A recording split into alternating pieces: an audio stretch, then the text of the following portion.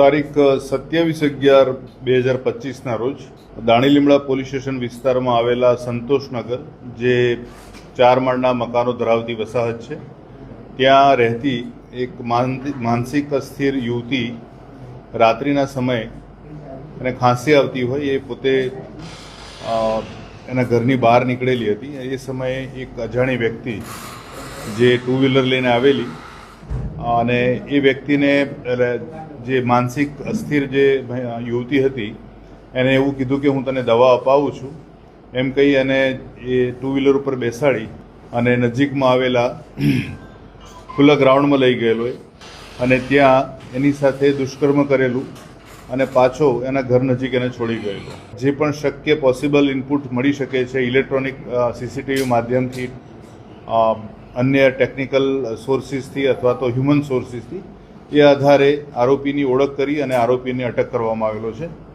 એ ખૂબ જ ગુનાહિત માનસિકતા ધરાવતી વ્યક્તિ છે. એના વિરુદ્ધ અગાઉ લગભગ 18 જેટલા ગુનાઓ નોંધાયેલા છે. એની 4 વખત પાસા હેઠળે ડિટેન થયેલો છે, તડીપાર પણ થયેલો છે.